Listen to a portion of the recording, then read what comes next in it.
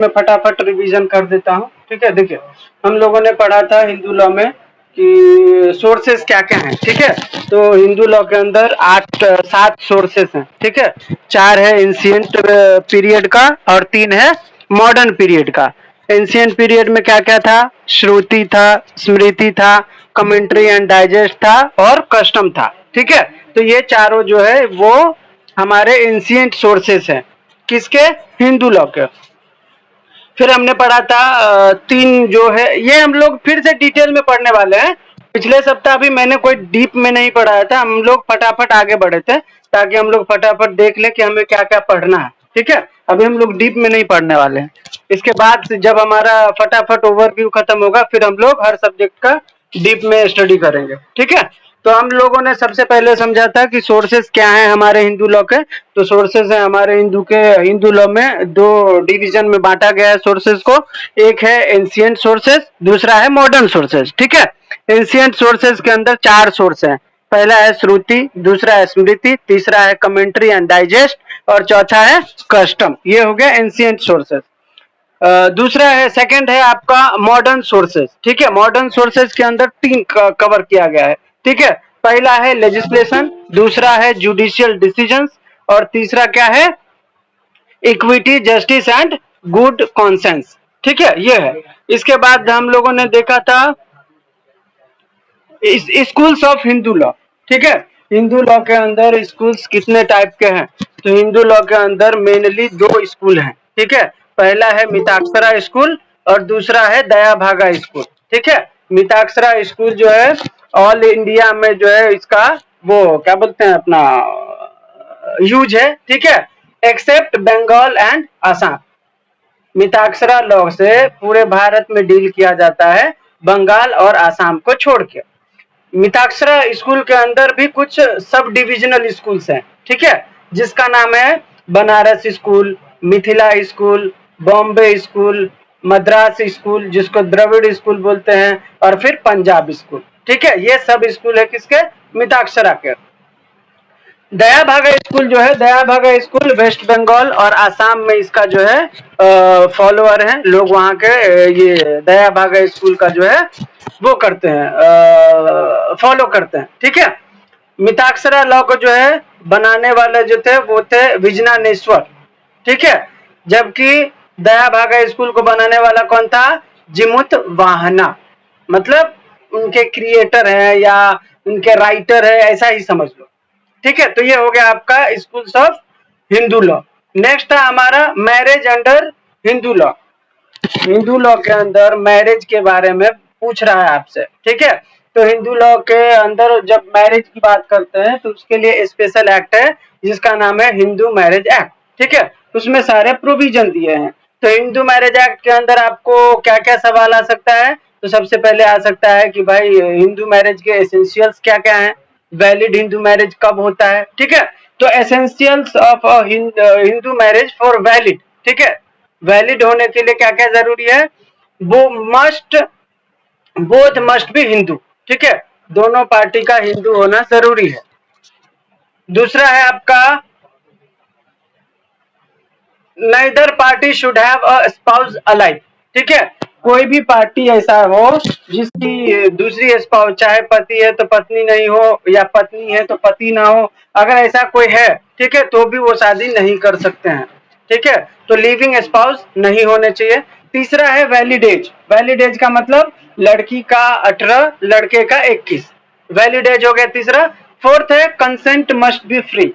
Free consent होना चाहिए, कोई फोर्स नहीं होना चाहिए, प्रेशर नहीं होना चाहिए। ठीक है, ऐसा कुछ नहीं होना चाहिए। तो फोर्थ है कंसेंट। फिफ्थ है prohibited relationship must be avoided. कोई भी रिलेशनशिप है अगर प्रोहिबिटेड है तो आप उसमें शादी नहीं कर सकते। प्रोहिबिटेड का मैंने बताया था पिछले भी, जो मतलब क्लोज रिलेटिव होते हैं ना, जैसे मान के चलिए चाचा भतीजी, ठीक है, मामी भांजा, ऐसा कुछ रिलेशन, देवर भाभी, ऐसा कुछ रिलेशन जिसमें आप शादी नहीं कर सकते तो वो होता है प्रोहिबिटेड रिलेशनशिप। तो ये 5वां है। छठा है नॉट सपिंडा रिलेशनशिप। सपिंडा रिलेशनशिप का मतलब क्या होता है? सेम पिंड वाला। जैसे फादर के लाइन में 5 लाइन होना चाहिए और मदर के जनरेशन में 3 जनरेशन होना चाहिए। ठीक है, तो उसको बोलते हैं सेम पिंड। जैसे मेरी माँ है, ठीक है, मेरी माँ की माँ और मेरी बहन, ठीक है, ये 3 जनरेशन हो गया। तो गर्ल साइड से, महिला के साइड से, फीमेल साइड से 3 लाइन और फादर के साइड से 5 लाइन अगर सेम है तो वो होता है सपिंडा रिलेशनशिप। ठीक है, तो आप सेम पिंड वाले में शादी नहीं कर सकते। ये छठा है। सातवां है सेरेमनी मस्ट बी परफॉर्म्ड। ठीक है, सेरेमनी में क्या, सप्तपदी सेरेमनी जिसको बोलते हैं ना, 7 फेरे लेते हैं हम लोग अग्नि के, 7 फेरों के सातों बच्चन प्यारी दुल्हनिया भूल न जाना, ऐसा वाला। ठीक है, तो ये होता है 7वां रिचुअल। तो ये 7 चीजें जो है आपको ये 100% 13 मार्क्स में आएगा। ठीक है, essentials of valid Hindu marriage के लिए। तो ये हो गया हमारा। नेक्स्ट है हमारा types of marriage. Hindu law के अंदर शादी कितने टाइप का होता है ये आपसे पूछ रहा है। तो हिंदू लॉ के अंदर शादी जो है 8 टाइप के होते हैं जिसको एंशिएंट मैरिज बोलते हैं। ठीक है, मॉडर्न मैरिज में वैसे तो उसको कंसीडर नहीं किया जाता, लेकिन ऐसा माना जाता है कि मॉडर्न मैरिज में भी शादी 3 टाइप का होता है। एक होता है वैलिड, दूसरा होता है वॉइड, तीसरा होता है वॉइडेबल। लेकिन इसको शादी के कैटेगरी में नहीं माना जाता। ठीक है, हम देखते हैं एंशिएंट में क्या क्या था। एंशिएंट में 8 टाइप के शादी थे। सबसे पहला था ब्रह्म मैरिज, दूसरा देव मैरिज, तीसरा अर्श मैरिज, चौथा प्रजापत्य मैरिज। ठीक है, ये जो 4 जो शादियां हैं इसको अप्रूव्ड शादी माना जाता था। ठीक है, शुरू के 4 शादी जो है वो अप्रूव्ड माने जाते थे। उसके बाद जो 4 है वो अनअप्रूव्ड है। ठीक है, उसके बाद के कौन कौन से हैं तो देखिए। उसके बाद है 5वां गंधर्व मैरिज, ये भी अनअप्रूव्ड माना जाता है। छठा है असुर मैरिज, ये भी अनअप्रूव्ड माना जाता है। 7वां है राक्षस मैरिज, ये भी अनअप्रूव्ड माना जाता है। 8वां है पैशाच मैरिज। ठीक है, ये अनअप्रूव्ड माना जाता है। ये चारों जो है इसमें लड़की के कंसेंट को ज्यादा तवज्जो नहीं दिया जाता। ठीक है, किसी में डाउरी दे के खरीद लेते हैं लड़की को। ठीक है, किसी में फोर्सफुली शादी कर लेते हैं, किसी में माँ बाप से बिना पूछे लड़की को उठा के भगा के शादी कर लेते हैं। बराबर, तो इसीलिए ये 4 फॉर्म को अनअप्रूव्ड माना जाता है। ठीक है, इसके बाद जो है मैंने बोला था कि मॉडर्न जमाने के भी 3 शादियां होती है। एक होता है वैलिड मैरिज, दूसरा होता है वॉइड मैरिज, तीसरा होता है वॉइडेबल मैरिज। वैलिड मैरिज का मतलब क्या, सेक्शन 5 में अभी जो मैंने कंडीशंस बताए थे ना 7, क्या क्या था 7 कंडीशन, कि भाई दोनों पार्टी हिंदू होना चाहिए। ठीक है, किसी का स्पाउस पहले से नहीं होना चाहिए, एज 18 और 21 होना चाहिए। ठीक है, कंसेंट फ्री होना चाहिए, प्रोहिबिटेड रिलेशनशिप नहीं होनी चाहिए, सपिंडा रिलेशनशिप नहीं होना चाहिए, सप्तपदी सेरेमनी होनी चाहिए। राइट, तो ये 7 कंडीशन मैंने बताया था। ये 7 कंडीशन हिंदू मैरिज एक्ट के सेक्शन 5 में मेंशन है। ठीक है, तो सेक्शन 5 में जो भी एसेंशियल्स हैं अगर आपने उसको फुलफिल नहीं करा तो आपकी शादी क्या हो जाएगी, वॉइड हो जाएगी। ठीक है, सिंपल सी। तो वॉइड मैरिज हो गया कि आपने सेक्शन 5 के एसेंशियल को फुलफिल नहीं करा। वैलिड का मतलब क्या है कि आपने सेक्शन 5 के एसेंशियल को फुलफिल करा, तो फुलफिल करा तो वैलिड हो गया, फुलफिल नहीं करा तो वॉइड हो गया। अभी वॉइडेबल का मतलब क्या होता है, वॉइडेबल का मतलब होता है कि आपकी शादी वैलिड है। ठीक है, लेकिन अगर आपको लगता है कि आपको आपकी शादी को वॉइड करना है तो आप कर सकते हो। ठीक है, कैसे, जैसे मान के चलिए किसी की शादी हो गई और शादी 15 साल में हो गई थी। ठीक है, उस लड़की की, वो लड़की चाहे तो शादी को कंटिन्यू कर सकती है, उसको क्या फर्क पड़ता है। लेकिन लड़की चाहेगी कि नहीं यार मुझे ये शादी में नहीं रहना है, मुझे इस शादी को वॉइड करना है। ठीक है, तो वो 18 साल की होगी तो बोल सकती है कि मेरी शादी जबरदस्ती 15 साल में कर दिया गया था, मुझे इस शादी में नहीं रहना है।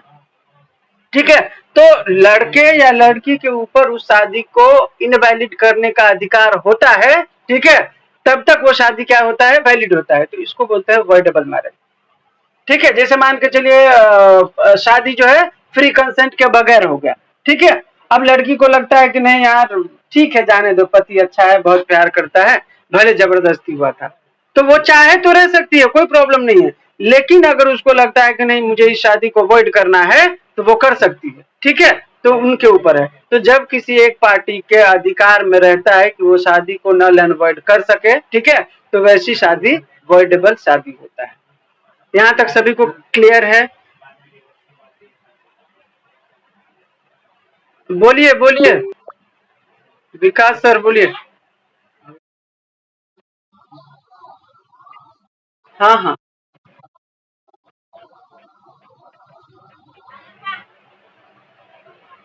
हाँ हाँ, नहीं आपको जो है ना कोर्ट ऑफ लॉ में शायद ये बताना है कि जरूरी नहीं है डाइवोर्स ही हो, आप शादी को वॉइड ही करा दो। जब शादी ही गलत था तो डाइवोर्स कब लिया जाता है? जब शादी वैलिड हो। ठीक है, जब शादी ही गलत था, वर्ड एब इनिशियो था, ठीक है, तो आपको सीधा कोर्ट में जाओ, एक दाखिल करो आप पिटीशन कि ये शादी जो है गलत हुआ था, इसको वर्ड डिक्लेयर किया जाए, कोर्ट कर देगा। उसमें डाइवोर्स की जरूरत नहीं। डाइवोर्स जब आप लीगली मैरिड होते हो ना, तब किया जाता है। यहाँ पे आपने फोर्सफुली करा, 15 साल में कर दिया, तो ये सब तो पहले से ही गलत था। लेकिन एक पार्टी के ऊपर डिपेंड करता है कि वो वैलिड करना चाहता है या नहीं करना चाहता। ठीक है, ठीक है। तो ये हो गया हमारा शादी के बारे में। 8 है एंशिएंट, मॉडर्न के तौर पे हमने 3 समझा, वैलिड, वर्ड और वर्डेबल।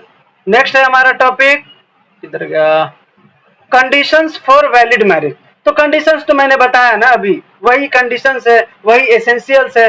सवाल आपको घुमा फिरा के पूछेगा, आपको समझ के जवाब देना है। ठीक है, कंडीशन पूछे हिंदू मैरिज का, वैलिड हिंदू मैरिज का, तो वही होगा।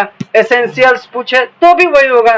तो क्या है कंडीशन? दोनों पार्टी हिंदू होना चाहिए। ठीक है, किसी भी पार्टी का स्पाउज पहले से नहीं होना चाहिए। दोनों आदमी जो है कंसेंट फ्री देना चाहिए। ठीक है, एज क्राइटेरिया फुलफिल करना चाहिए। प्रोहिबिटेड रिलेशनशिप नहीं होनी चाहिए। सपिंडा रिलेशनशिप नहीं होना चाहिए। ठीक है, और सप्तपदी जो सेरेमनी है वो फुलफिल होना चाहिए। यहाँ तक क्लियर? आगे बढ़ते हैं। अगला है हमारा, जब हमने शादी कर ली तो अब हमें डाइवोर्स कराना पड़ेगा। ठीक है, तो अगला टॉपिक है हमारा डाइवोर्स। डाइवोर्स के बारे में हिंदू मैरिज एक्ट के सेक्शन 13 में बताया गया है। ठीक है, डाइवोर्स का ग्राउंड क्या क्या है? डाइवोर्स का तो आपको पता ही है, जब हम शादी को तोड़ते हैं ना, ब्रेक डाउन ऑफ मैरिज, उसको बोला जाता है डाइवोर्स। ठीक है, ये बहुत सारे रीजन से हो सकता है। तो सेक्शन 13 में कुछ रीजन बताए गए हैं, कुछ कंडीशंस दिए गए हैं कि आप कब कब डाइवोर्स के पिटीशन कोर्ट में फाइल कर सकते हो। कब कब कर सकते हैं? तो सबसे पहला है अडल्ट्री। अडल्ट्री का मतलब शादीशुदा हो और किसी तीसरे महिला के साथ आपका चल रहा है। ठीक है, या पुरुष के साथ चल रहा है, तो ये अडल्ट्री होता है। तो ये जो है ग्राउंड होता है डाइवोर्स लेने के। दूसरा है क्रुअल्टी। क्रुअल्टी का मतलब मेंटल, फिजिकल या फाइनेंशियल। अगर आपको आपके पति जो है टॉर्चर करते हैं तो उसको बोला जाता है क्रुअल्टी। ये भी एक ग्राउंड होता है डाइवोर्स का। ये भी 13 मार्क्स में बहुत बार पूछा गया है, आप लोगों ने देखा होगा तो। ठीक है, नेक्स्ट है आपका डिजर्शन। डिजर्शन का मतलब होता है पति पत्नी अलग रहना। कितने साल तक अलग रहेगा तो डिजर्शन माना जाएगा? 2 साल तक। ठीक है, अगर कोई बंदा पति पत्नी है और 2 साल से साथ में नहीं रह रहे हैं, फिजिकल नहीं हो रहे हैं, तो ये इस ग्राउंड पर कि वो डिजर्ट कर लिया है, मेरे साथ अलग रह रहा है, तो वो डाइवोर्स का जो है पिटीशन लगा सकता है।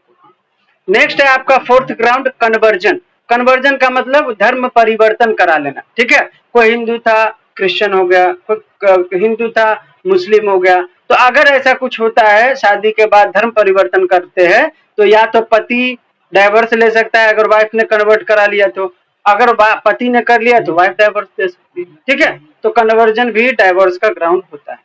फिफ्थ ग्राउंड है मेंटल डिसऑर्डर। ठीक है, मेंटल डिसऑर्डर का मतलब सीरियस मेंटल इलनेस है उसको। ठीक है, उसके साथ जो है पत्नी नहीं रह सकती, या उसको मतलब मेंटल डिसऑर्डर आता है तो पत्नी को मारने पीटने लगता है। तो ये जो है ग्राउंड होता है आपका डाइवोर्स का। नेक्स्ट है लिप्रोसी। ठीक है, लिप्रोसी पहले था ग्राउंड, हालांकि 2019 में एक जजमेंट आया था सुप्रीम कोर्ट का, उसके बाद लिप्रोसी को हटा दिया गया। ठीक है, क्योंकि लिप्रोसी में आदमी मरता वरता नहीं है, कुछ बॉडी का थोड़ा सा ऐसा रहता है, तो सुप्रीम कोर्ट ने बोला कि नहीं, लिप्रोसी के आधार पर आप डाइवोर्स नहीं दे सकते। तो 2019 में इसको रिमूव कर दिया गया था लिप्रोसी को। ठीक है, सातवां है वेनेरियल डिजीज। वेनेरियल डिजीज का मतलब कोई भी ऐसा सीरियस या infectious sexual disease, HIV, AIDS, ये सब जो है वेनेरियल डिजीज के अंदर कवर होता है। अगर कोई ऐसे बीमारी से ग्रसित हो जाता है तो वाइफ या हस्बैंड कोई भी अदर पार्टी डाइवोर्स दे सकते हैं। नेक्स्ट है आपका रिनाउंसिएशन ऑफ द वर्ल्ड, संन्यास ले लिया, मॉन्क बन गया। आपको पता होगा कि अच्छे अच्छे लोग जो है बाबा जी बन जाते हैं, पहाड़ों पे जाके बैठ जाते हैं, अघोरी बन जाते हैं। ये सब क्या, अगर किसी ने खुद को संन्यास बना लिया, मॉन्क बन गया वो, ठीक है, नॉर्मल लाइफ जीने के अलावा वाला लाइफ जीने लगता है तो उसको बोला जाता है रिनाउंसिएशन। तो ऐसी परिस्थिति में आप डाइवोर्स दे सकते हो, चाहे आपकी वाइफ बने चाहे पति बने। नेक्स्ट है आपका नाइन्थ ग्राउंड, प्रिज्यूम्ड डेड, ठीक है।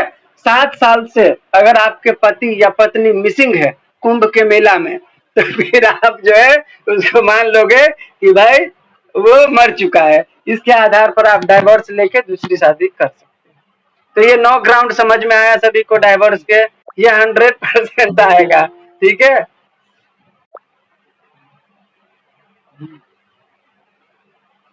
अगला, अब कुछ ऐसे ग्राउंड है जो महिला, हेलो, हाँ बोलिए ना।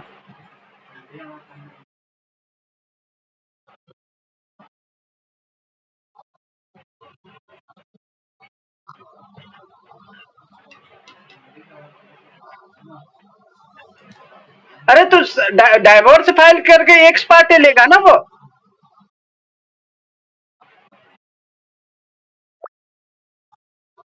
अरे मैं एक नहीं नहीं नहीं ऐसा नहीं होता, एक्स पार्ट एक्स एक्स सुनिए सुनिए सुनो सुनो सुनो सुनो सुनो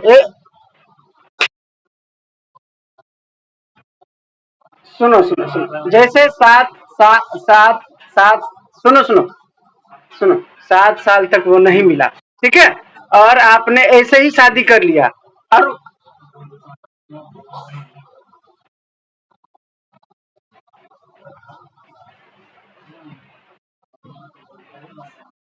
चलो हो गया सॉल्व, तो टेंशन नहीं है, जाने दो फिर।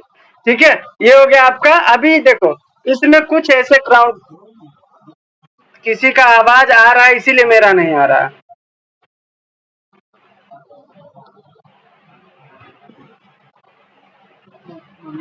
बोलू मैं अभी, आ रहा है मेरा आवाज?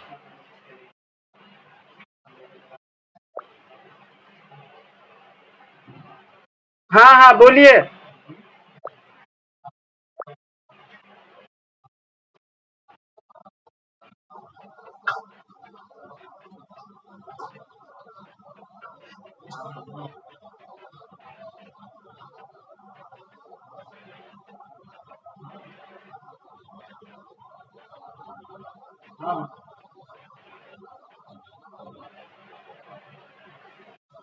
नहीं नहीं देखो ऐसे, इन्होंने सही बोला, लेकिन क्या होता है सुन, करेक्ट करेक्ट करेक्ट। कोर्ट में जब आप फाइल करोगे तो सुनो, कोर्ट में जब आप, हाँ हाँ हाँ,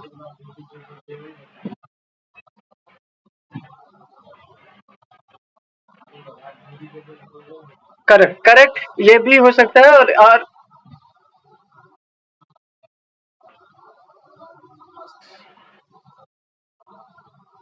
तो एक्स पार्ट डाइवर्स दे देगा, तो एक्स पार्टी हो जाएगा।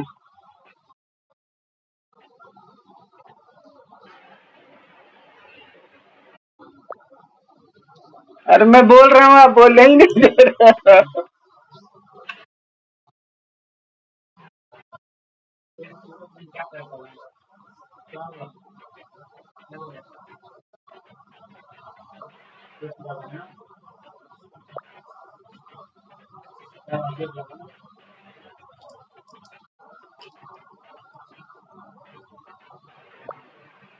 करेक्ट करेक्ट करेक्ट, ठीक है।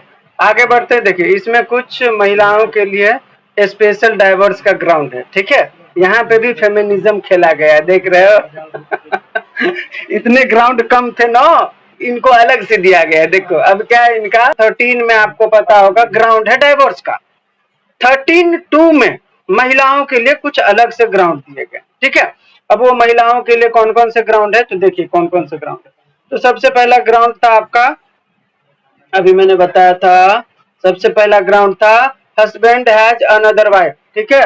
हस्बैंड का कोई और वाइफ है तो वो डाइवर्स दे सकती है। हस्बैंड ने शादी के बाद रेप कमिट किया, ठीक है, वो डाइवोर्स दे सकती है।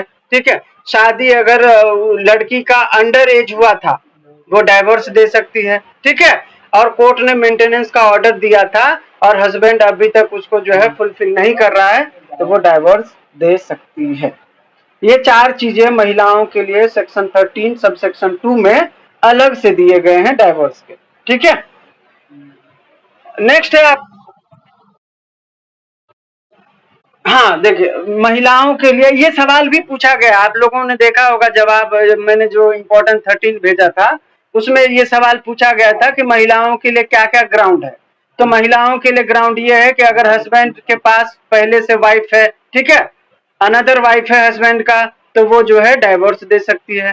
शादी के बाद पति ने रेप कमिट किया, डाइवोर्स दे सकती है। लड़की का शादी जो है अंडर एज हो गया था, ठीक है, वो डाइवोर्स दे सकती है।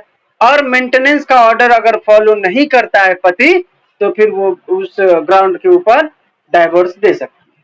तो ये 4 जो है वो सिर्फ महिलाओं को दिए गए हैं अलग से डाइवोर्स का ग्राउंड, सब सेक्शन 13 के सब सेक्शन 2 में। ठीक है, नेक्स्ट है आपका restitution of conjugal right section 9 में। ठीक है, देखिए शादी के बाद जो है कुछ अधिकार मिलते हैं। ठीक है, जैसे वाइफ को खुश रखना, वाइफ हस्बैंड को खुश रखेगी इन टर्म्स ऑफ हस्बैंड उसको लिपस्टिक ला के दे, लहंगा ला के दे, जो उसको चाहिए। ठीक है, हस्बैंड को जो चाहिए वो पत्नी दे। तो ये सारी चीजें जो है वो कंजुगल राइट के अंदर आता है। ठीक है, कभी कभी क्या होता है पति पत्नी में कुछ ऐसे बातचीत होता है, या कभी कभी ऐसा होता है पत्नी मायके जाती है और वापस ही नहीं आती, बोलती है मुझे नहीं आना है, नहीं रहना है तुम्हारे पास, बिना किसी रीजन के।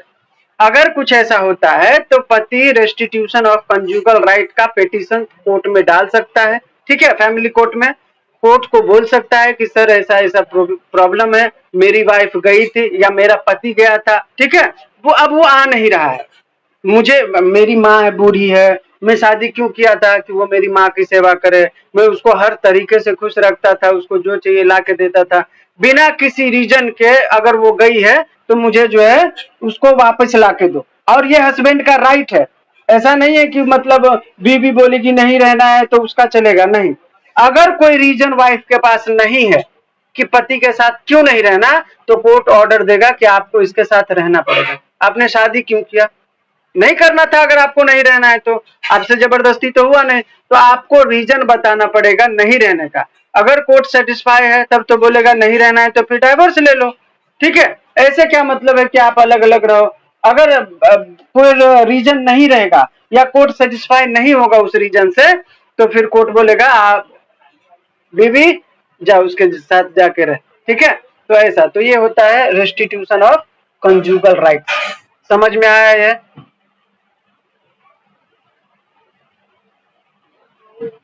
थम्स अप दे दो किसी को समझ में आया हो तो।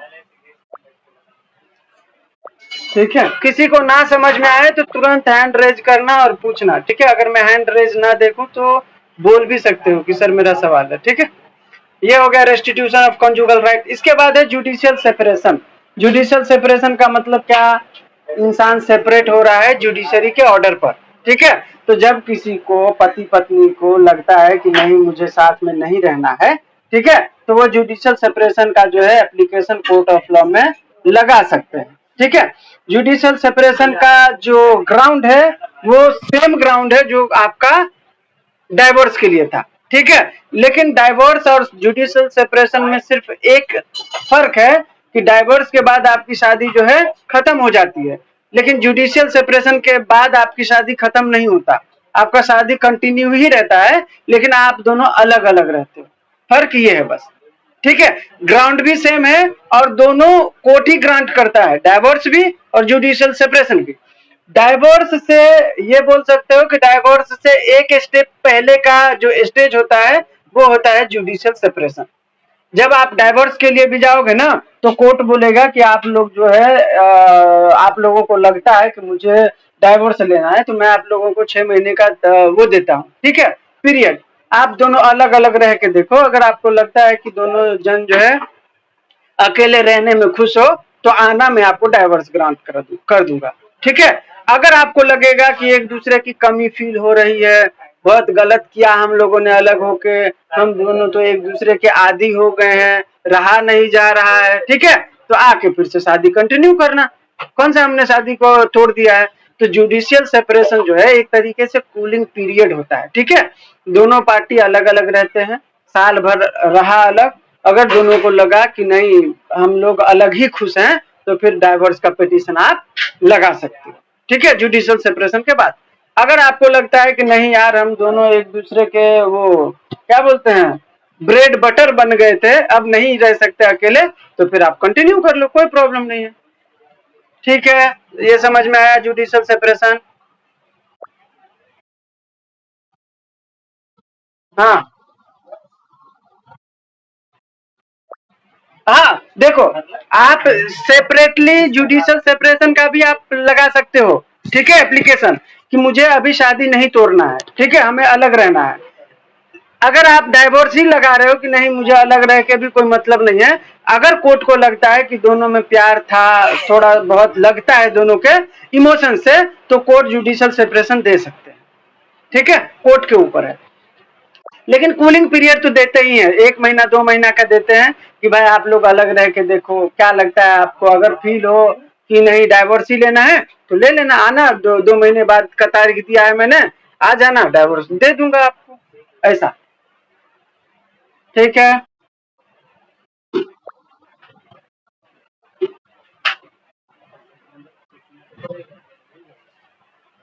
आवाज आपका कम आ रहा है यार किशोर सर।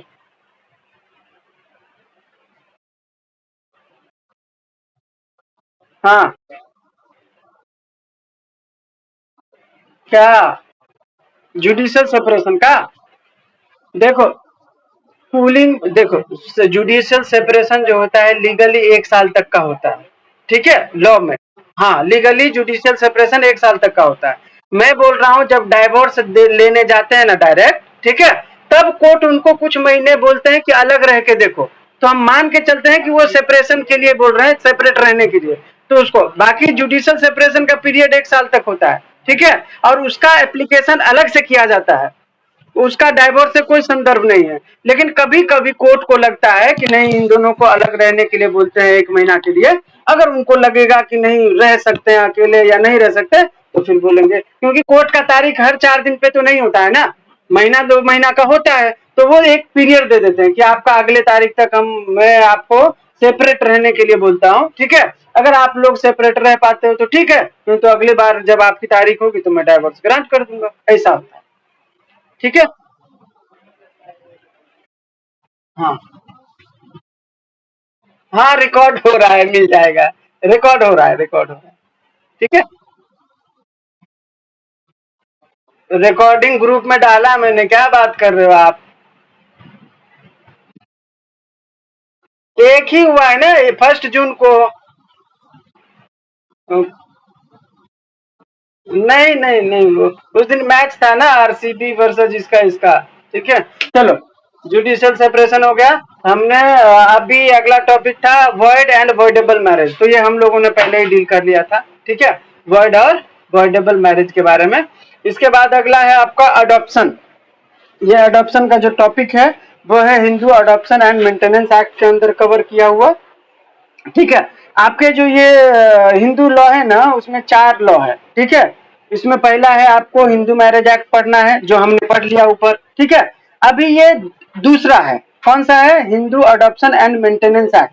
इसके बाद एक और एक्ट है हमारा इसमें माइनॉरिटी एंड गार्डियनशिप एक्ट, ठीक है, तीसरा। और चौथा है सक्सेशन एक्ट। ये चारों हम लोग हिंदू लॉ में पढ़ने वाले, तो हम लोगों ने अभी मैरिज का पूरा पढ़ लिया, मैरिज एक्ट में इम्पोर्टेंट। अभी अगला है अडॉप्शन, ठीक है, Hindu adoption and maintenance act के अंदर अडॉप्शन में सवाल पूछ रहा है हु कैन अडॉप्ट, अडॉप्ट कौन कर सकता है, ठीक है। तो जो भी हिंदू हिंदू लॉ हम लोग पढ़ रहे हैं ना, तो यहाँ पे हिंदू ही अडॉप्ट कर सकता है, ठीक है। और जो कैपेबल हो उस बच्चे को केयर करने के लिए और उस बच्चे की अपब्रिंगिंग को मतलब बेहतर तरीके से चलाने के लिए, ठीक है। ये हो गया आपका कौन बच्चे को अडॉप्ट कर सकता है, ठीक है। अब यहाँ पे मैन के संदर्भ में अलग है, फीमेल के संदर्भ में अलग है। अभी देखिए for a man to adopt the man must be sound mind. ठीक है, अगर कोई मर्द बच्चा गोद लेना चाहता है तो सबसे पहले वो साउंड माइंड होना चाहिए।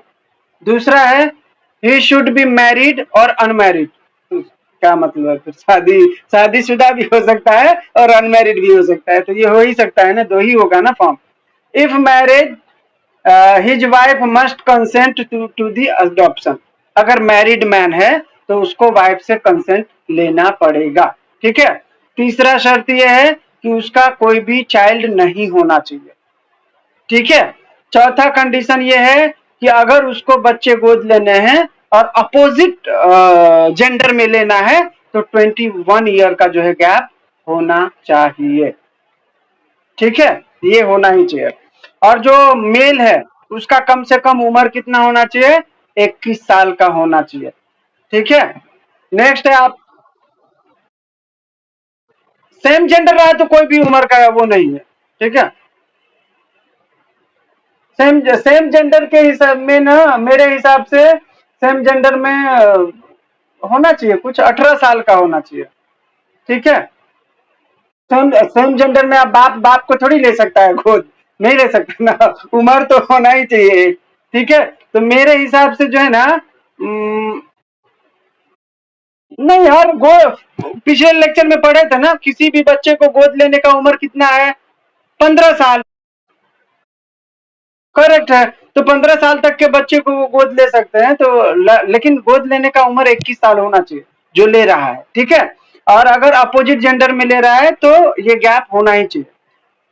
ठीक है, अभी नेक्स्ट है for a women to adopt. महिलाओं के लिए क्या क्या कंडीशन है। A married women can adopt a child only with the consent of her husband. ठीक है, कोई महिला शादीशुदा है, अगर उसको बच्चे गोद लेने हैं तो उसको पति से कंसेंट लेना पड़ेगा। सेम है, जैसे हमने अभी मर्द के लिए पढ़ा वैसे ही विमेन के लिए। यहाँ पे विमेन को एक अलग से अधिकार है, देखिए अनमैरिड वुमेन। ठीक है, if the women is unmarried, divorce और विडो, ठीक है, तो उसको किसी से कंसेंट लेने की जरूरत नहीं है। उसके पास कोई है ही नहीं तो किससे कंसेंट, अनमैरिड है तो वो किसे ले, डाइवोर्सी है तो किसे ले, विडो है तो किसे ले। तो उस परिस्थिति में उनको जो है नहीं कंसेंट लेने की जरूरत नहीं होती। ठीक है, इसके बाद है if she is married and adopt the child is considered the child is considered okay child of her husband. ठीक है, अगर शादीशुदा महिला है, ठीक है, और वो बच्चे को अडॉप्ट कर रही है तो ये माना जाएगा कि वो बच्चा उसके हस्बैंड का है। ठीक है, अडॉप्शन के बाद तो फिर तभी तो पूरा अधिकार उसको मिलेगा ना बच्चे का। ठीक है, अभी है हु कैन बी अडॉप्टेड, किस बच्चे को आप अडॉप्ट कर सकते हो, ये सवाल पूछा भी गया है कई बार।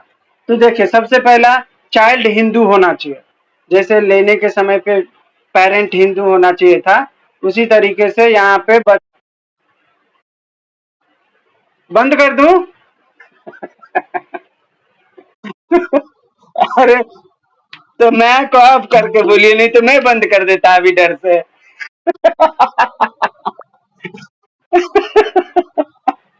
ठीक है, सॉरी, चलिए ठीक है। ये देखिए अभी देखो हु कैन बी अडॉप्टेड, कौन अडॉप्ट किया जा सकता है, तो सबसे पहला हिंदू चाइल्ड होना चाहिए। ठीक है, the child should be under the age of 15 year, 15 साल से नीचे का बच्चा होना चाहिए। बच्चा अनमैरिड होना चाहिए। ठीक है, ये तीसरा शर्त है। और चौथा शर्त क्या है, the child should be capable of being taken care of by the adopter. ठीक है, जो बच्चा है उसका देख ख्याल रखा जाना चाहिए जो अडॉप्ट करने वाला है, मतलब लेने वाला अडॉप्शन। ठीक है, तो ये तीन चार जो कंडीशंस है वो अडॉप्टेड चाइल्ड के लिए जरूरी है। नेक्स्ट है इसका इफेक्ट ऑफ अडॉप्शन। अडॉप्शन के बाद का इफेक्ट क्या होता है। ठीक है, तो अडॉप्शन के बाद का इफेक्ट, पहला इफेक्ट ये होता है कि चाइल्ड जिस घर को छोड़ के जाता है वहां से उसका कनेक्शन हमेशा के लिए कट जाता है। ठीक है, जिस घर में वो जाता है वहां पे उसका कनेक्शन जुड़ जाता है। अब उसके घर में प्रॉपर्टी है, ठीक है, बिल्डिंग है, पैसा है, जो भी है, वो पूरा अधिकार उसके जैसे बॉर्न चाइल्ड का होगा ना, वो सारा अधिकार उस अडॉप्टेड चाइल्ड का हो जाएगा। ठीक है, तो ये जो है ये एक तरीके से इफेक्ट है अडॉप्शन के बाद। उस बच्चे का जो प्रीवियस फादर होंगे जिसने उनको फिजिकली जन्म दिया होगा उससे अब उसका कोई रिश्ता नहीं रह जाता, ठीक है। सारा रिश्ता उसका अडॉप्टिव फैमिली से जुड़ जाता है, ठीक है। उनके फैमिली में जो भी प्रॉब्लम है, जो भी उसका प्रॉपर्टी है, सबको वो जो है इनहेरिट करने का अधिकार रखता है। ये मेन है आपका, ठीक है। इसके बाद अडॉप्शन के बाद बच्चा वापिस से अपने मम्मी पापा के पास नहीं जा सकता। अडॉप्शन जो होता है वो परमानेंट नेचर का होता है, उसको कैंसल नहीं किया जा सकता, ठीक है। इसके बाद का कंडीशन है one only one legal adoption, ठीक है। अगर किसी को बच्चा लेना है गोद, ठीक है, a person can only be adopted once, ठीक है। कोई भी बच्चा है, अगर उसको गोद लेगा कोई, तो कोई एक ही बार उसको गोद ले सकता है, ठीक है। एक बच्चे को तीन तीन पेरेंट गोद नहीं ले सकता, ठीक है। और एक बच्चा जब अडॉप्ट हो गया है तो उसको दूसरी बार कोई अडॉप्ट नहीं कर सकता, ठीक है। तो ये है कंडीशंस आपके। नेक्स्ट है आपका essentials of valid adoption. Valid adoption के एसेंशियल्स आपसे पूछ रहे हैं, तो क्या होगा एसेंशियल? एसेंशियल होगा कि भाई कौन सा बच्चा जो है अडॉप्ट किया जा सकता है। मैंने ऊपर बताया, तो हिंदू बच्चा होना चाहिए, लेने वाला साउंड माइंड होना चाहिए, लेने वाले के पास कोई बच्चा पहले से नहीं होना चाहिए, ठीक है। जिस बच्चे को गोद में ले रहे हैं वो बच्चा 15 साल से नीचे का होना चाहिए, ठीक है। जो बच्चा दिया जा रहा है अडॉप्शन में वो शादीशुदा नहीं होना चाहिए, ठीक है। तो ये सारी चीजें है ना, मैंने अभी ऊपर बताया ना कि क्या क्या है, तो ये सब एसेंशियल है आपका।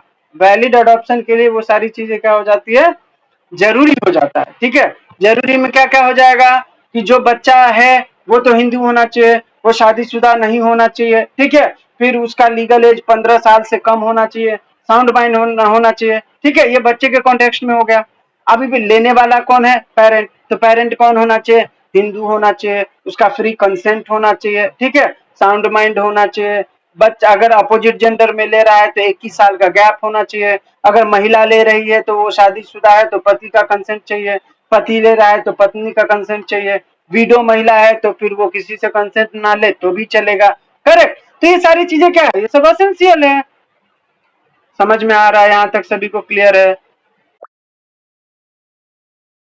अनसाउंड बच्चे को नहीं ले सकते हैं गोद, जो पेरेंट है उसी का अधिकार है वो, ठीक। कोई भी इंसान अनसाउंड बच्चे को क्यों लेगा गोद?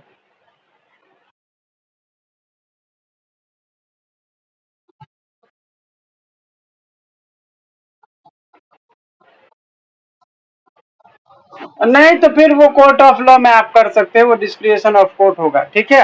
अगर आप कोर्ट को सेटिस्फाई कर पाओ, बहुत सारी ऐसी चीजें हैं जो लॉ में नहीं है।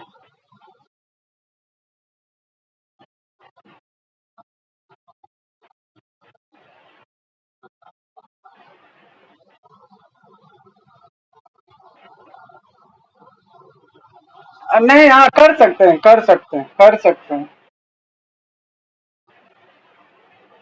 दिल बड़ा नहीं है मैडम, पैसा बड़ा है। मेरे पास पैसा बहुत ज्यादा रहेगा तो मैं नहीं ले लूंगा। मैं खुद का पेट नहीं भर पा रहा हूँ तो। अरे दिल का क्या, मैं खुद भीख मांग के खा रहा हूँ। अब मैं दिल ऐसे ही दिखाने के लिए बड़ा कर लूं और उसको लेके मैं भी उसको किसी स्टेशन पे बिठा दूं, चल तू भी मांग, दो पैसा आएगा। ये कौन सा दिल हो गया?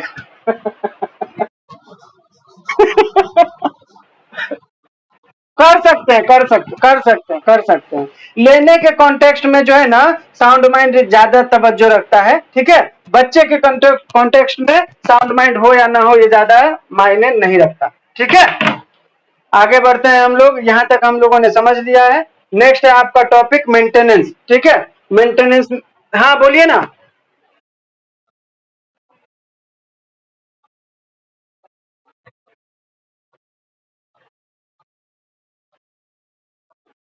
आराम से ले सकती है, ले सकती है। ऐसा कोई, अभी हमने जो पढ़ा, ठीक है, वो हमने लॉ के हिसाब से पढ़ा, ये हमारे कानून में है।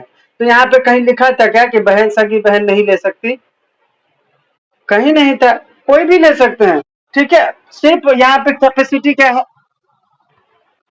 आज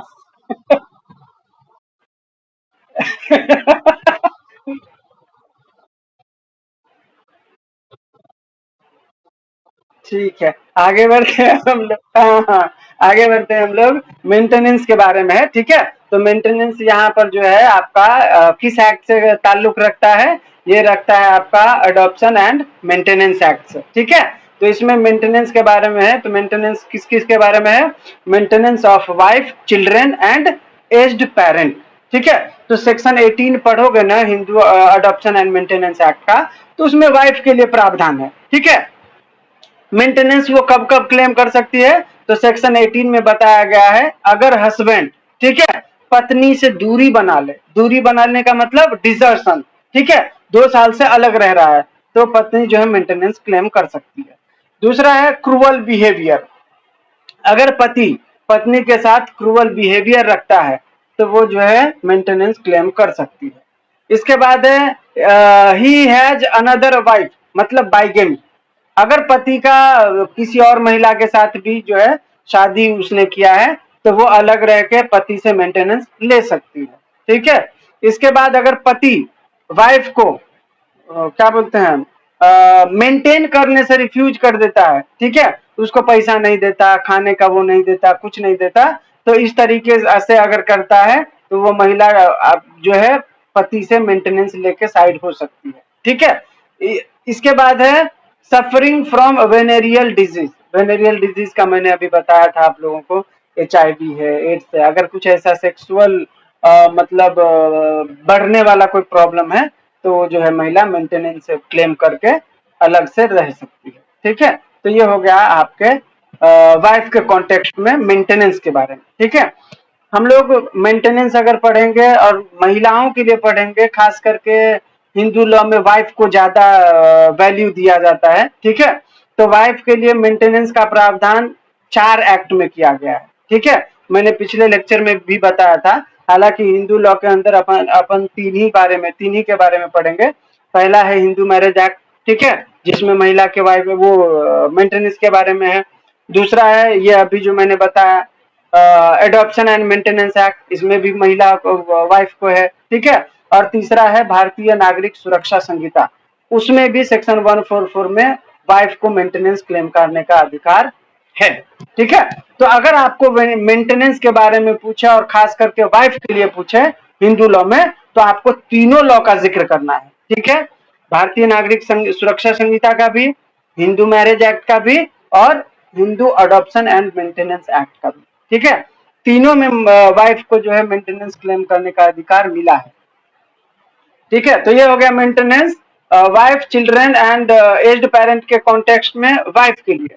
अब दूसरा है चिल्ड्रन के लिए। ठीक है, चिल्ड्रन के बारे में सेक्शन 20 में बताया गया है, इसमें बताया गया है कि बेटा हो या बेटी हो, ठीक है, वो अपने आप को अगर मेंटेन नहीं कर पा रहा है तो उसके पेरेंट से वो मेंटेनेंस क्लेम कर सकते हैं। ठीक है, माइनर चाइल्ड के केस में 18 साल से नीचे का होगा बच्चा तो उसको मेंटेनेंस क्लेम करने का अधिकार है, और मेजर चाइल्ड के केस में अगर वो फिजिकली या मेंटली डिसेबल है तो वो मेंटेनेंस क्लेम कर सकता है।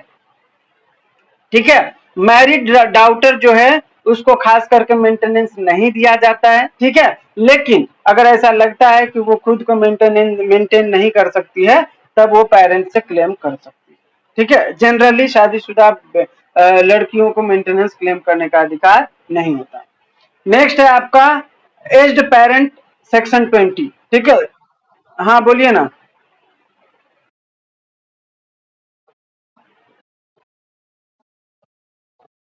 कम है, कम के केस में, कम के केस में, हाँ,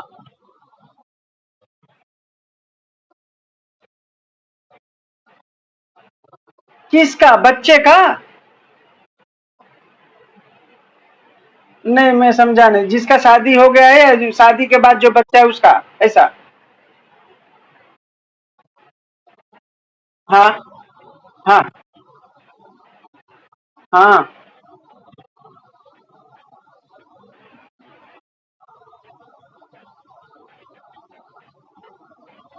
हाँ। बच्चे का उम्र कितना है? बच्चे का उम्र कितना है? 10 साल है। 10 साल है, और हाँ सुनिए, 10 साल है, और वाइफ अगर सही से ख्याल नहीं रख रही है तो उसके पिता को मिलेगा।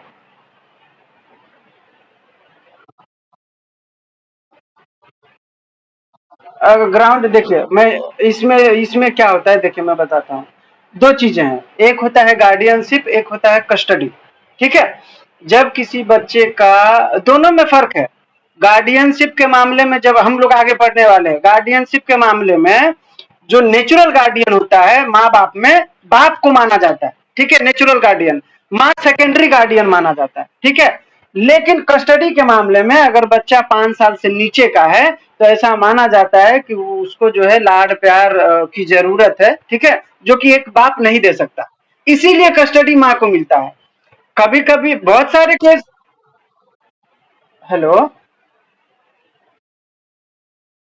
तो हाँ हाँ हाँ, अगर 5 साल से ऊपर है तो फिर जो कोर्ट है वो बहुत सारा ग्राउंड कंसीडर करेगा कि सही में वाइफ निग्लेक्ट कर रही है, कहीं वाइफ जॉब तो नहीं कर रही है, वाइफ का इनकम कम है, पति का बहुत ज्यादा है, वो ज्यादा ख्याल रख सकता है, बच्चे का फ्यूचर बाप के साथ रहने में भलाई मतलब ज्यादा है। तो कोर्ट बहुत सारे ग्राउंड को कंसीडर करता है। अभी हम वो सारा ग्राउंड देखेंगे जब गार्डियनशिप किसी को मिलता है ना, तो कोर्ट क्या क्या कंसीडर करता है वो सारा मैं अभी एक्सप्लेन करने वाला हूँ। ठीक है, तो हाँ, तो ये चीजें हैं। तो 5 साल से कम उम्र के बच्चों को ना वो ज्यादा मतलब वो चाहिए रहता है, मतलब क्या बोलते हैं उसको, माँ से जुड़ा हो, इसीलिए कोर्ट कंसीडर करता है कि 5 साल के बच्चे को की कस्टडी माँ को मिले।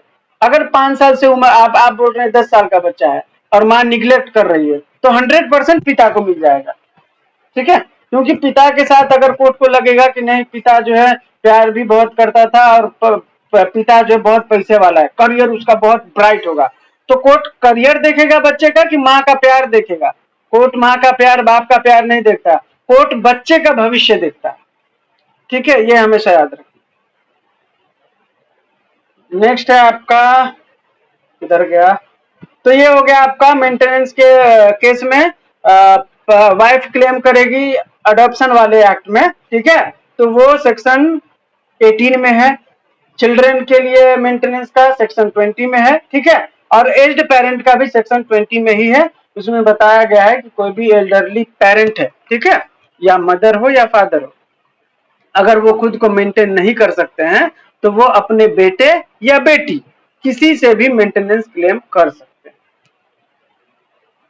ठीक है, ये हमेशा याद रखिएगा। अगला है आपका right to wife, right of wife to maintenance. ठीक है, वाइफ को मेंटेनेंस लेने के लिए क्या क्या प्रोविजन है। ठीक है, तो अभी मैंने आपको बताया था हिंदू मैरिज एक्ट में भी है प्रोविजन। ठीक है, मेंटेनेंस लेने के लिए। इसके बाद आपका जो है Hindu adoption and maintenance act में भी वाइफ को है मेंटेनेंस लेने के लिए, और भारतीय नागरिक सुरक्षा संहिता के अंदर भी वाइफ को जो है मेंटेनेंस लेने का अधिकार है। ठीक है, अभी मैं बारीकी से पढ़ रहा हूँ, देखिए मेंटेनेंस क्या होता है। तो मेंटेनेंस जो है एक फाइनेंशियल सपोर्ट होता है। ठीक है, जो कि किसी वाइफ को दिया जाता है उनके बेसिक नीड्स को फुलफिल करने के लिए। ठीक है, बेसिक नीड्स में क्या होगा, फूड होगा, क्लोथिंग होगा, शेल्टर होगा, मेडिकल केयर होगा, डेली लिविंग एक्सपेंसेस होगा। ठीक है, तो ये सारी चीजों को, जो बेसिक नीड्स है उसको फुलफिल करने के लिए फाइनेंशियल सपोर्ट जो दिया जाता है महिलाओं को, उसको बोला जाता है मेंटेनेंस। ठीक है, जब आप Hindu adoption and maintenance act पढ़ोगे तो उसमें सेक्शन 18 में बताया गया है, ठीक है, कि कब कब वाइफ जो है मेंटेनेंस क्लेम कर सकती है। तो अभी मैंने ऊपर बताया था आपको कि अगर पति पत्नी के साथ नहीं रह रहा है तो वाइफ मेंटेनेंस क्लेम कर सकती है, अगर टॉर्चर करता है तो भी कर सकती है, अगर पति बाइगेमी किया है, दूसरी शादी कर लिया है तो भी कर सकता है। ठीक है, तो ये सारी चीजें जो है उसमें ग्राउंड होता है कि कब कब आप मेंटेनेंस क्लेम कर सकते हो। इसके बाद हिंदू मैरिज एक्ट के अंदर भी डाइवोर्स का प्रोविजन है। ठीक है, उसमें भी बताया गया है, ये सॉरी डाइवोर्स का बोल रहा हूँ, मेंटेनेंस का प्रोविजन है। ठीक है, उसमें भी बताया गया है कि कब कब आप जो है मेंटेनेंस क्लेम कर सकते हैं। ठीक है, इसके बाद है आपका बीएनएसएस में। ठीक है, सेक्शन 144 में इसमें भी बताया गया है कि अगर कोई वाइफ डाइवोर्स के बाद, ठीक है, अगर उसको लगता है कि वो खुद को मेंटेन नहीं कर पा रही है तो वो मेंटेनेंस क्लेम कर सकती है। ठीक है, तो ये हो गया मेंटेनेंस के कॉन्टेक्स्ट में। हिंदू मैरिज एक्ट के सेक्शन 24 और 25 में मेंटेनेंस के बारे में है, ठीक है। बीएनएसएस में सेक्शन 144 में है और Hindu adoption and maintenance act के सेक्शन 18 में है। अगर याद रहे तब तो वेल एंड गुड, नहीं तो आप ऐसे भी समझ सकते हो। नेक्स्ट है आपका when wife can not claim maintenance. Maintenance wife जो है कब कब क्लेम नहीं कर सकती है, ठीक है। ये भी बहुत इंपॉर्टेंट टॉपिक है। देखिए, when she has left the husband without a valid reason. अगर कोई वाइफ, ठीक है, पति को छोड़ के चली जाती है बिना किसी वैलिड रीजन के, उस परिस्थिति में पत्नी जो है मेंटेनेंस क्लेम नहीं कर सकती है, ठीक है। दूसरा, सी इज अनफेथफुल और लिविंग विद अनदर मैन, ठीक है। ये कहना चाह रहा है अडल्ट्री, ठीक है। मतलब अगर वो किसी और मर्द के साथ रह रही है, ठीक है, तो वो मेंटेनेंस क्लेम नहीं कर सकती है।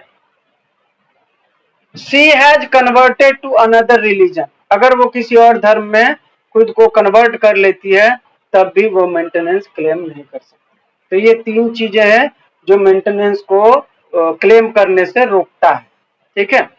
अभी देखिए, हाउ इज मेंटेनेंस गिवन। कब मेंटेनेंस जो है दिया जाता है, और मेंटेनेंस को देने के लिए जब कोर्ट होता है ना, कुछ ग्राउंड होता है जिसके आधार पर मेंटेनेंस दिया जाता है, ठीक है। तो कोर्ट किस ग्राउंड पर मेंटेनेंस का जो है अमाउंट तय करता है, ठीक है। तो देखिए आगे क्या है, amount and duration of maintenance, ये टॉपिक है आपका। तो अमाउंट क्या होगा, ठीक है, ड्यूरेशन क्या होगा मेंटेनेंस का, तो इसके बारे में हम पढ़ते हैं। तो देखिए, सबसे पहला है कि भाई कोई भी अमाउंट है तो वो कैसे तय किया जाता है, income of the person giving maintenance, ठीक है। मतलब जो मेंटेनेंस देने वाला है उसका इनकम क्या है, ठीक है। Needs of the person receiving maintenance, जो पर्सन रिसीव करने वाला है मेंटेनेंस, ठीक है, उसका नीड क्या है, कितनी की जरूरत है। अगर जैसे मान के चलिए वाइफ को 5,000 की जरूरत है, ठीक है, तो 5,000 दिया जाएगा। अब ऐसा नहीं है कि पति को चूस लेगा कोर्ट और बोलेगा नहीं तुमको 50,000 देना पड़ेगा हर मंथ, तो ऐसा नहीं है। वाइफ की नीड कितनी है, ठीक है। अगर महिला को लगता है कि 10,000 का खर्चा है तो कोर्ट दिलाएगा। अब अननेसेसरी महिला का खर्चा है 4,000 और बोलेगी मुझे 40,000 चाहिए, तो देगा क्या कोर्ट, नहीं देगा। तो सबसे पहले तो इनकम देखा जाएगा देने वाले का, नीड देखा जाएगा लेने वाले का, ठीक है। जब महिला अलग होती है, ठीक है, तो उसका स्टैंडर्ड ऑफ लिविंग क्या था उस समय, ठीक है, वो देखा जाता है, ठीक है। नंबर ऑफ डिपेंडेंट, अगर वाइफ डाइवोर्स ले रही है उसके बाद कोर्ट मेंटेनेंस दे रहा है, ठीक है, तो कोर्ट ये देखेगा ना कि बच्चे किसके साथ हैं, वाइफ के साथ है तो वाइफ को मेंटेनेंस ज्यादा लगेगा क्योंकि बच्चे भी है ना। तो नंबर ऑफ डिपेंडेंट भी देखा जाता है। और नेक्स्ट है हेल्थ, एज एंड एक्सपेंसेस, ठीक है। महिला का हेल्थ अगर इश्यू है, बच्चे हैं, बच्चे बहुत छोटे हैं, उनको ज्यादा दवा वगैरह लगता है, ठीक है, महिला बीमार है या डिसेबल है, तो उस हिसाब से उनका जो है फिर अमाउंट तय किया जाता है। तो अमाउंट तय करने के लिए कोर्ट जो है ये 5 चीजें देखती है। सबसे पहला इनकम ऑफ गिवर, जो देने वाला है, मान के चलिए पति का मान लेते हैं, ठीक है।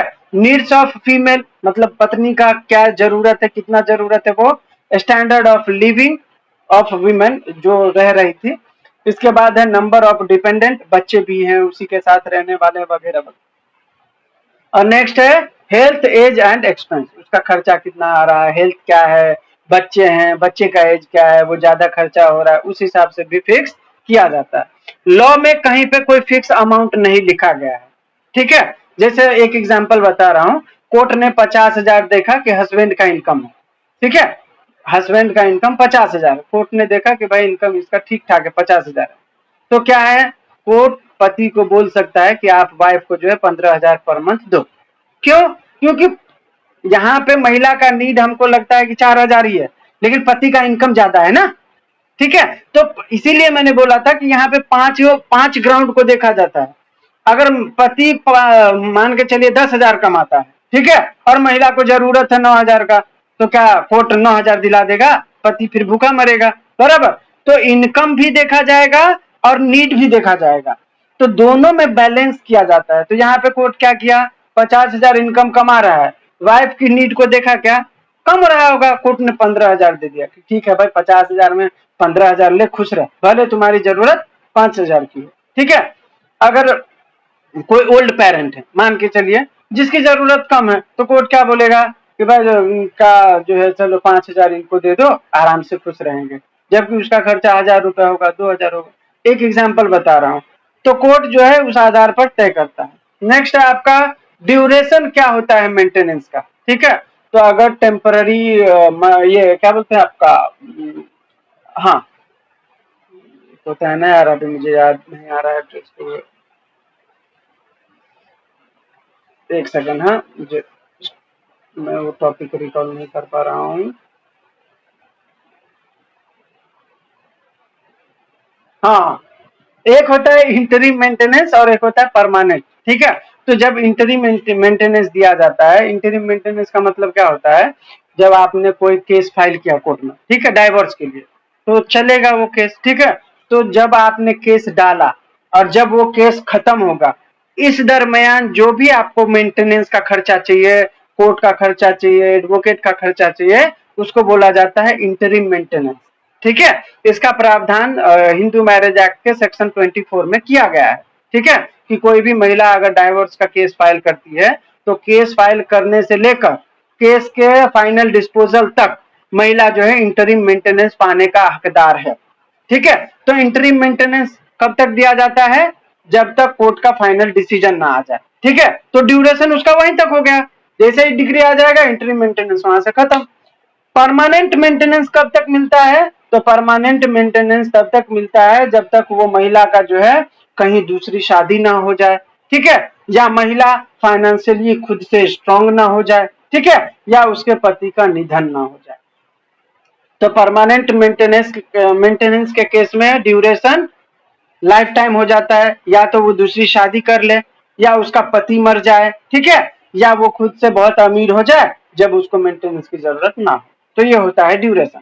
वैसे ड्यूरेशन कोई फिक्स नहीं किया गया है।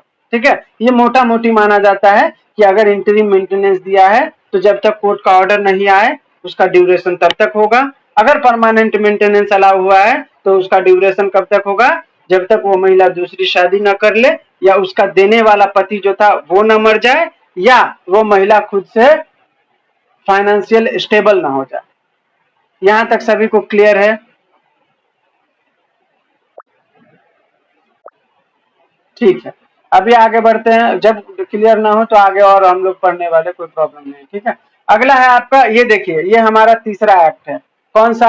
Hindu minority and guardianship act. ठीक है, इसके अंदर आपसे पूछ रहा है टाइप्स ऑफ गार्डियन। तो सबसे पहले ये जान लो कि गार्डियन होता क्या है।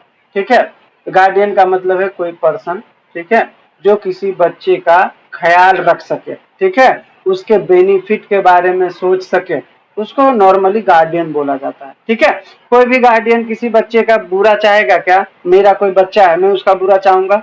नहीं चाहूंगा। तो गार्डियन का क्या मतलब है? जो वेलफेयर ऑफ चिल्ड्रन सोचे, उसके बारे में सोचे, उसके मतलब अपब्रिंगिंग के बारे में सोचे, तो वो होता है गार्डियन। गार्डियन जो है मूलतः चार तरीके का होता है।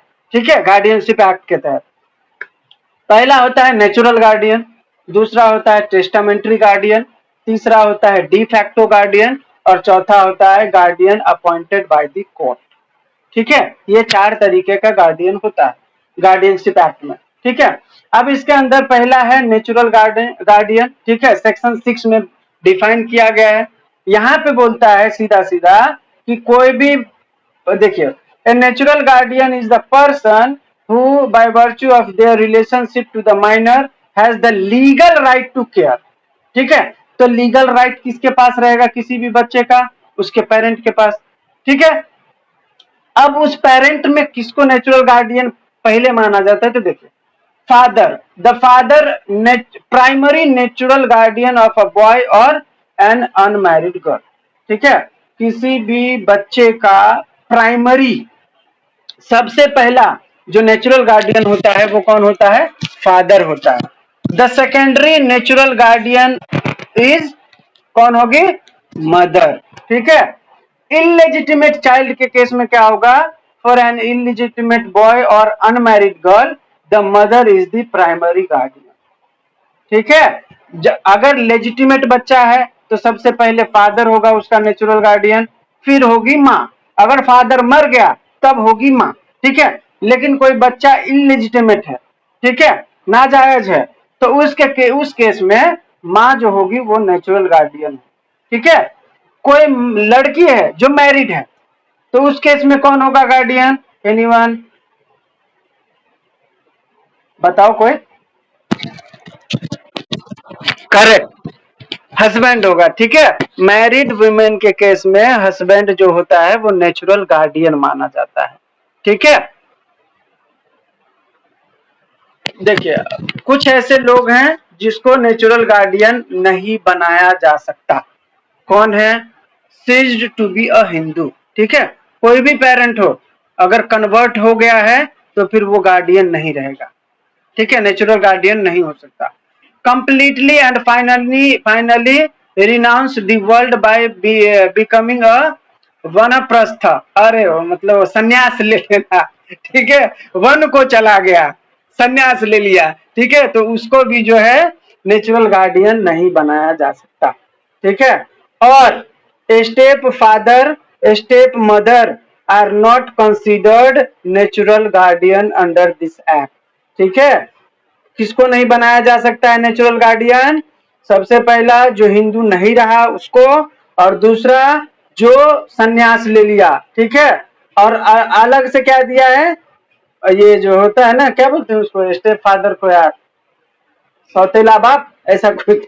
तो स्टेप फादर और स्टेप मदर जो है वो नेचुरल गार्डियन नहीं है, ठीक है। अभी दूसरा हमारा हाँ हाँ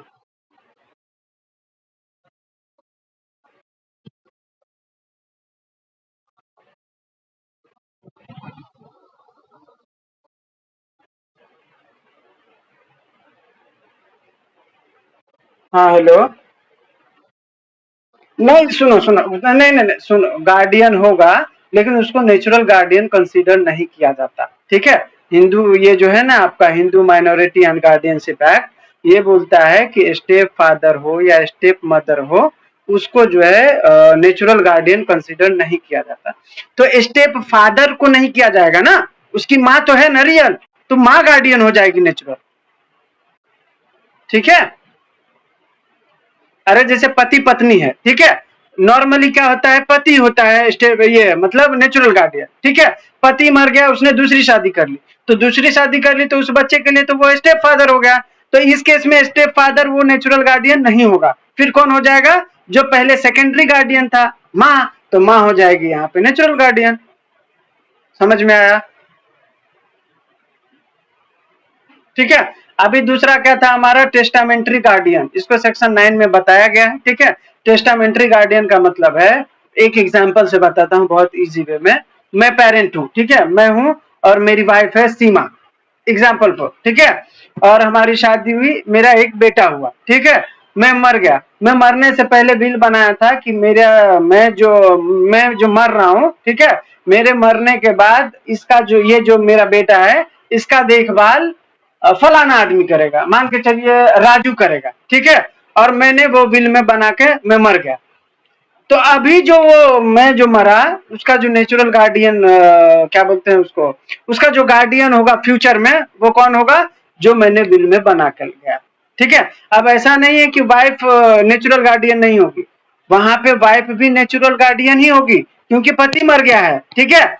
लेकिन अगर मान के चलिए वाइफ भी मर गई तो जो टेस्टामेंट्री विल में हमने बनाया था गार्डियन, वो गार्डियन उस बच्चे का गार्डियन हो जाएगा। टॉपिक समझ में आया? देखो मैं वापिस से समझाता हूँ, ठीक है।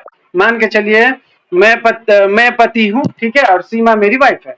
मैं एक विल बनाया कि भाई मेरे मरने के बाद जो है मेरा बेटा राजू जो है उसका गार्डियन जो होगा वो फलाना आदमी होगा, ठीक है। मैं मर गया, मेरे मरने के बाद स्वाभाविक है कि नेचुरल गार्डियन उसका कौन हो जाएगा? माँ होगा उसका, ठीक है, मेरी वाइफ सीमा।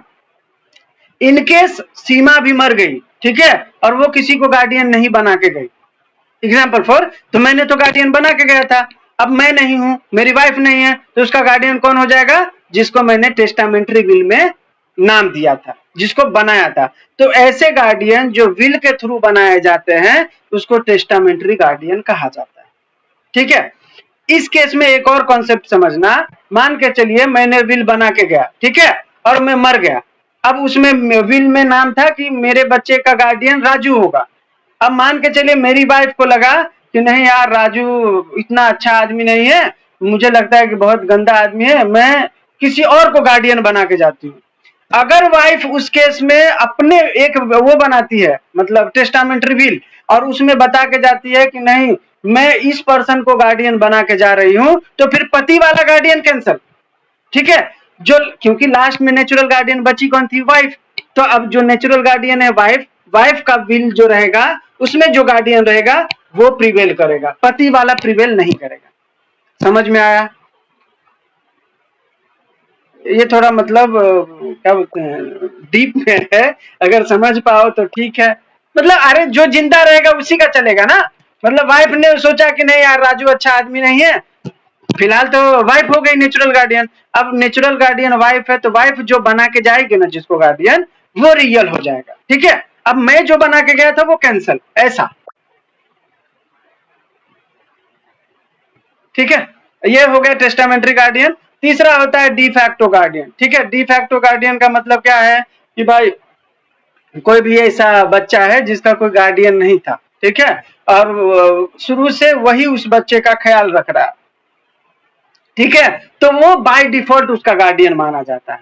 ठीक है, जिसका कोई गार्डियन ना हो, ठीक है, और वो उस बच्चे का जो है ख्याल रखता था, उस बच्चे को जो है शुरू से ही उसका जो है अपब्रिंगिंग में हेल्प किया, ठीक है, और उसका नीयत भी अच्छा है, बच्चे का कोई भी प्रॉपर्टी जो है वो गलत तरीके से मिसयूज नहीं करेगा। ठीक है, तो ये माना जाता है कि उसको जो है गार्डियन बना दिया जाए। तो लीगली उसको गार्डियन बनाया जाता है, तो उसको बोला जाता है डी फैक्टो गार्डियन। ठीक है, मतलब वो नेचुरल गार्डियन भी नहीं है, टेस्टामेंट्री गार्डियन भी नहीं है, ठीक है, वो उस बच्चे का ख्याल रख रहा था, इसीलिए इसको बाय डिफॉल्ट गार्डियन बनाया गया। ठीक है, अब मान के चले कोई बच्चा है, ठीक है, उसको उसके माँ बाप भी नहीं है और टेस्टामेंट्री विल में भी बना के नहीं गए, लेकिन मेरा पड़ोसी था तो मैं उस बच्चे का बहुत ख्याल रखता था शुरू से ही। ठीक है, अब अगर किसी को उस बच्चे का गार्डियन बनाना होगा, मान के चलिए, तो कोर्ट किसको कंसीडर करेगा गार्डियन बनाने का? स्वाभाविक है कि भाई उस बच्चे को आज तक देखभाल कौन किया, तो सुजीत। इस बच्चे का अभी घर वर बना है, मस्त है यार, किसने इतना हेल्प किया? सुजीत। तो कोर्ट क्या बोलेगा कि सुजीत ही लीगल अपॉइंटमेंट के लिए मतलब एलिजिबल है कि भाई सुजीत को ही गार्डियन बना दे। तो बाय डिफॉल्ट उसको गार्डियन बना दिया जाता है, तो इसको बोलते हैं डी फैक्टो गार्डियन। समझ में आया? लेकिन ये कोर्ट ही अप्रूव करता है, ये भी याद रखना कि मतलब मान के चलिए मैं ख्याल रख रहा हूँ बच्चा का, तो ये अपने से मैं नहीं बोल दूंगा कि मैं डिफैक्टो गार्डियन हो गया, नहीं, मुझे कोर्ट जो है अप्रूव करेगा कि भाई ये सही में इस बच्चे का ख्याल रख रहा था शुरू से, ठीक है, और इसके मन में कोई भी बच्चे के प्रॉपर्टी को लेकर द्वेष भावना नहीं है, तो कोर्ट अगर मुझे अप्रूव कर देता है तो मैं बाय डिफॉल्ट गार्डियन हो जाता हूँ। इसी को डिफॉल्ट डी फैक्टो गार्डियन कहा जाता है। ठीक है, चौथा है आपका टाइप्स ऑफ गार्डियन में, guardian appointed by the court. ठीक है, in a situation where no natural guardian, no testamentary guardian, ठीक है, ऐसी परिस्थिति में कोर्ट जो है गार्डियन अपॉइंट करता है किसी माइनर का। ठीक है, कैसे अपॉइंट करता है? तो वेलफेयर ऑफ माइनर को देखते हुए, उसके प्रॉपर्टी को देखते हुए, ठीक है, उसका प्रॉपर्टी ऐसे किसी को न बना दिया जाए कि वो दारू में ही उसके प्रॉपर्टी को बेच बाच दे, बराबर। तो कोर्ट बहुत सारी चीजों को कवर करके वेलफेयर ऑफ माइनर, ठीक है, गार्डियन अपॉइंट करता है, उसको बोला जाता है guardian appointed by the court, इसको सेक्शन 12 में बताया गया है। तो ये 4 तरीके का जो है गार्डियन के बारे में बताया गया है। सभी को समझ में आया?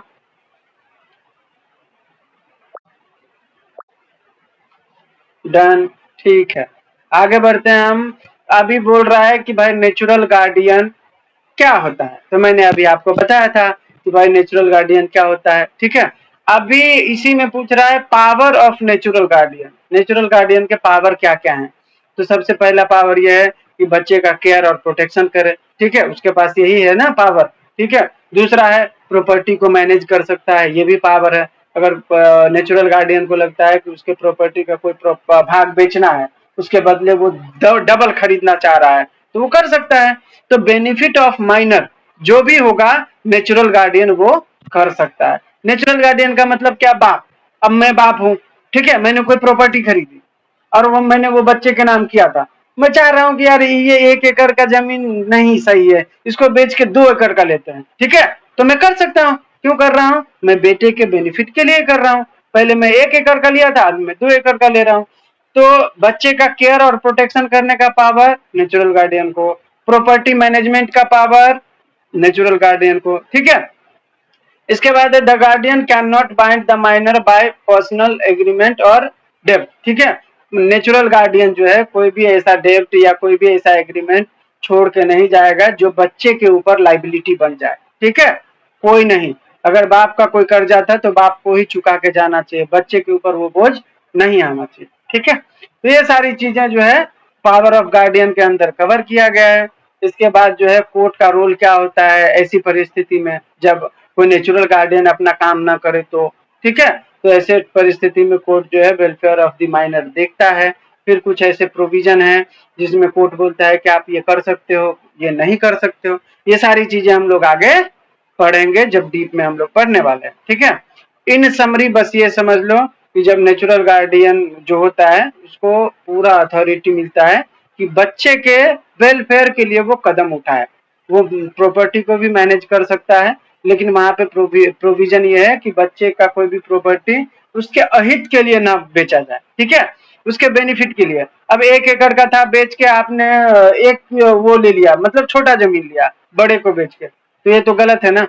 आप छोटे जमीन को बेच के अगर डबल कर रहे हो तब तो सही है, वो बेनिफिट है बच्चे का। लेकिन बड़े जमीन को बेच के छोटा कर दोगे तो ये नहीं चलेगा, ठीक है। इसके बाद है आपका अगला topic welfare of minor as paramount consideration, ठीक है।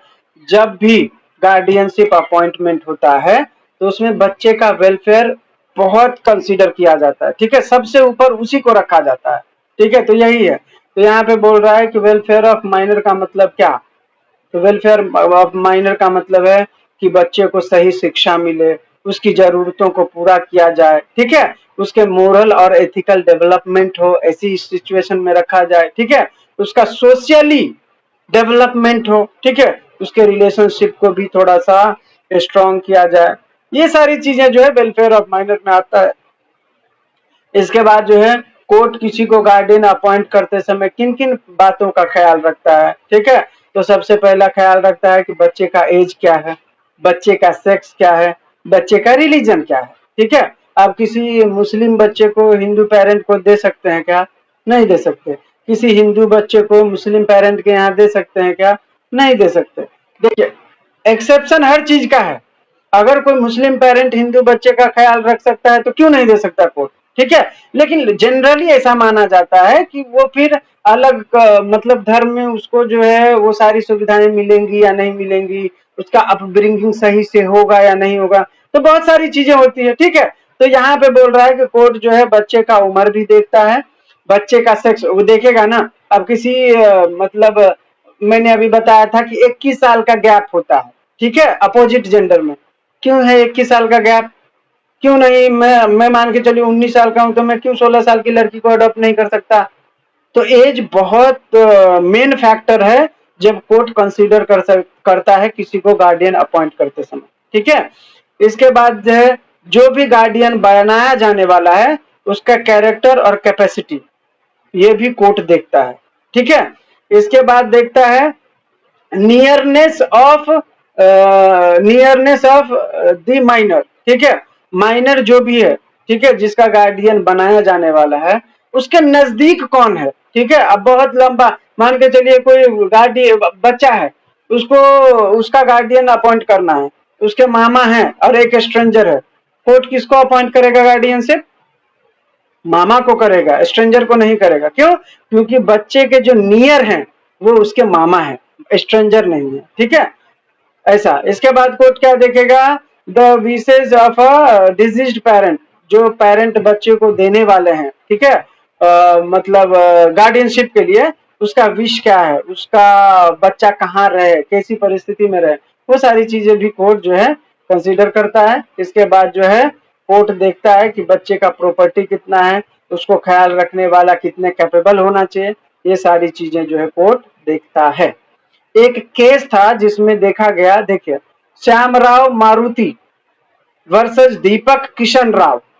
The Supreme Court emphasized that the welfare of the minor is the paramount consideration. Even if the natural guardian, which is known as father, ठीक है, available, the court entrusted custody to the maternal grandfather, noting that the child had been living with him and as well as adjusted there। ठीक है, court ने इस case में बोला भले ही पिता होता है नेचुरल गार्डियन, ठीक है, लेकिन फिर भी उन्होंने जो है मैटरनल ग्रैंडफादर को बच्चा जो है कस्टडी दी बच्चे का। क्यों दिया? क्योंकि वो शुरू से वहीं पे रहता आ रहा है और वो बहुत अच्छे से घुल मिल गया है उस परिवार में। ठीक है, तो कोर्ट को लगा कि नहीं, बच्चा वहीं पे खुश रहेगा, अपने पिता के साथ नहीं रहेगा, तो कोर्ट ने दे दिया। समझ में आया? ऐसा। नेक्स्ट है आपका पार्टीशन एंड कोपार्सनरी। ठीक है, कोपार्सनरी क्या होता है, पार्टीशन क्या होता है? पार्टीशन का मतलब होता है बंटवारा। ठीक है, पार्टीशन का मतलब क्या होता है? बंटवारा होता है। कोई भी प्रॉपर्टी का जब हम डिवीजन करते हैं तो उसको बोला जाता है पार्टीशन।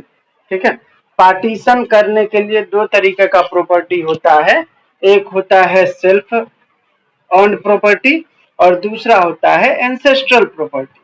ठीक है, एंसेस्ट्रल प्रॉपर्टी। कोपार्सनरी का जो टॉपिक है वो एंसेस्ट्रल प्रॉपर्टी से डील करता है।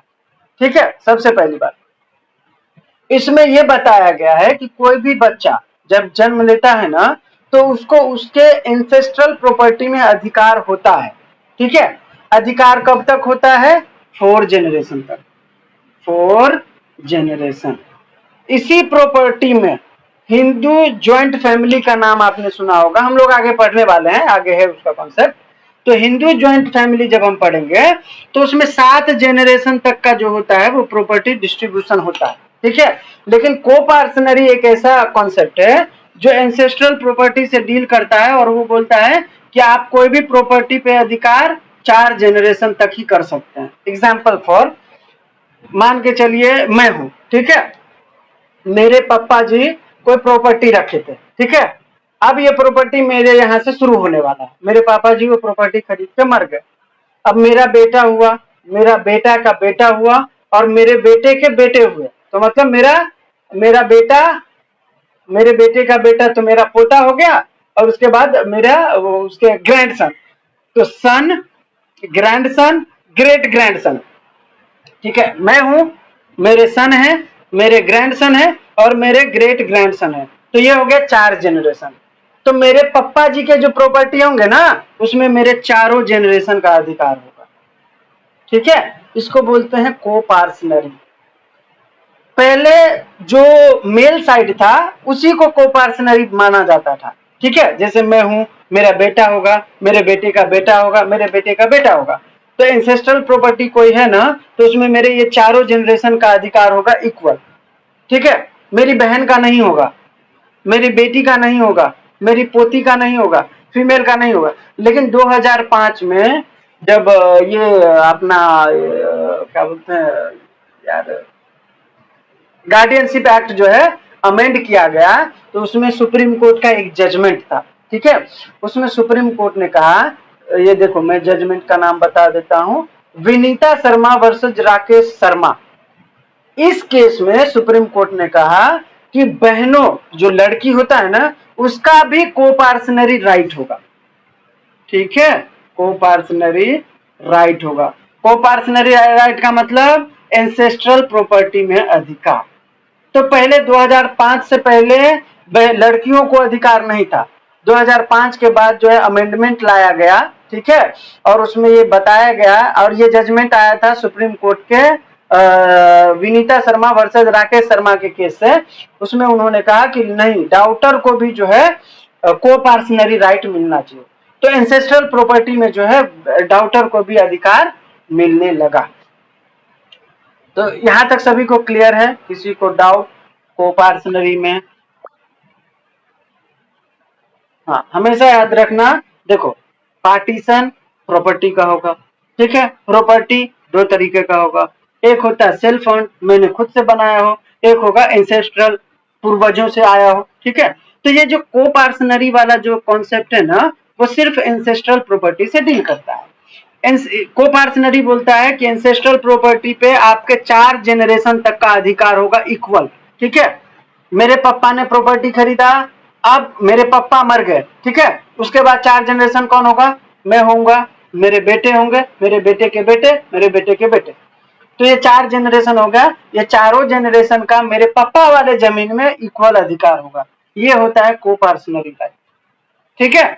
पहले 2005 से पहले बेटियों को अधिकार नहीं था, सिर्फ मेल साइड को अधिकार था, ठीक है। 2005 के बाद ये जो विनीता का केस आया, उसमें सुप्रीम कोर्ट ने कहा कि बेटियों को भी अधिकार मिलना चाहिए। तो अब जो है एंसेस्ट्रल प्रॉपर्टी में डाउटर का भी जो है पूरा अधिकार होता है। कोपार्सनरी राइट डाउटर को भी 2005 के बाद मिल गया। यहां तक सभी को क्लियर है? अभी किसी को